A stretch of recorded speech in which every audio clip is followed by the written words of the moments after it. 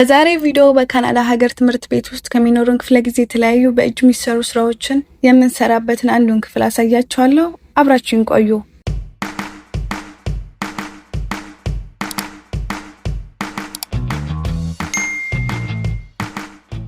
ዛሬ በራሳችን እጅ የምንሰራው የጣት ቀለበት ነው።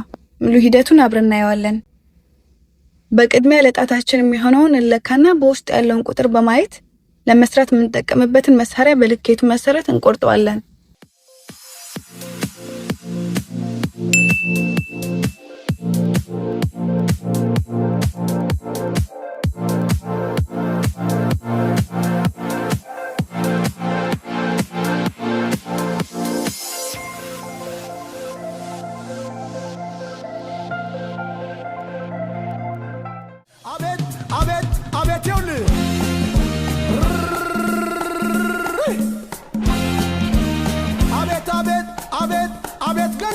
እንዲህ በጉራግኛ ቤት ከመረድ ነው በኋላ መሃል ላይ ለማጣበቂያ የምንጠቀምባት ይህችን መሳሪያ እናስገባታለን።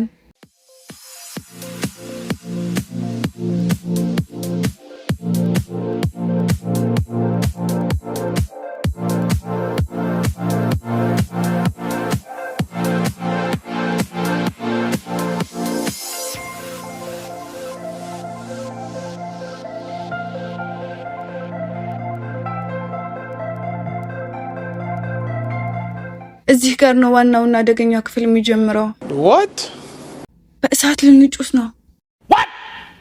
ቅድሚያ ግን ቀለበቱን ማድረግ ጣታችን ላለማጣት ሲባል ጓንታችን እናደርግና በድፍረት ወደፊት ሁሉም ነገር ወደ ጦር ገባል።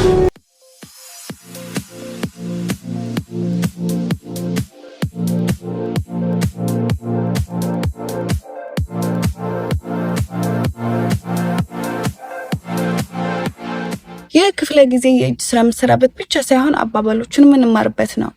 ወርቅ በእሳት ይፈተናል፣ ብረትን መቀጥቀጥ እንደጋለ ነው። አንድም አባባል አልቀረም። ብረትን መቀጥቀጥ ቶሎ እንደጋለ ነው። ብረትን መቀጥቀጥ ቶሎ እንደጋለ ነው።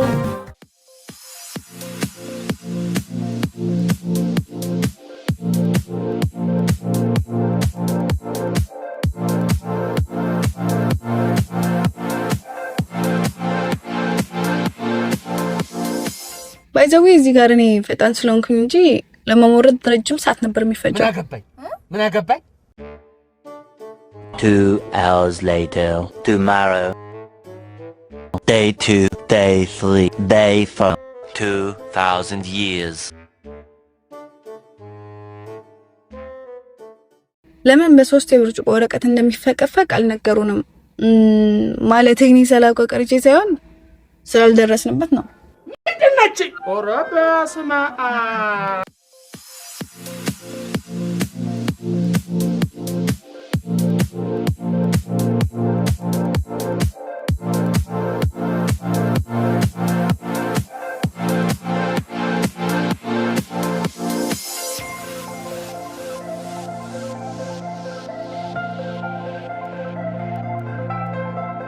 እዚህ ጋር ስራ የሚለው የሙዚቃ መንፈስ ተጠናውቶኝ ነበር። ግን ወደ ራሴ ወዲያው ተመለስኩ። ቀጣይ ስቴፕ ሻይን እንዲያደርግ ምናደርግበት ነው። በዚህ ክፍል ደግሞ ትዕግስት ፍሬዋ ጣፋጭ ነው የሚለውን አባባል ነው የምትማሩት ተብለናል።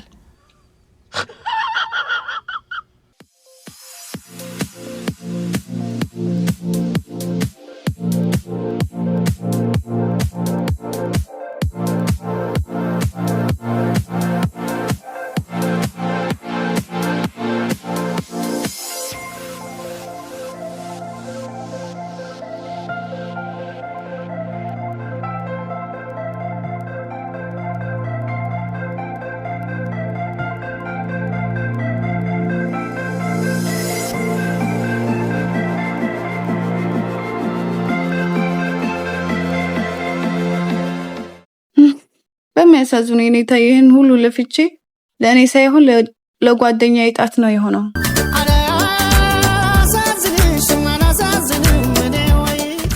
ቪዲዮ ከተመቻችሁና ድጋሚ እንድንገናኝ ካሰባችሁ ላይክ ኤንድ ሰብስክራይብ ማድረጋችሁን አትዘንጉ። Thank you for watching. Bye.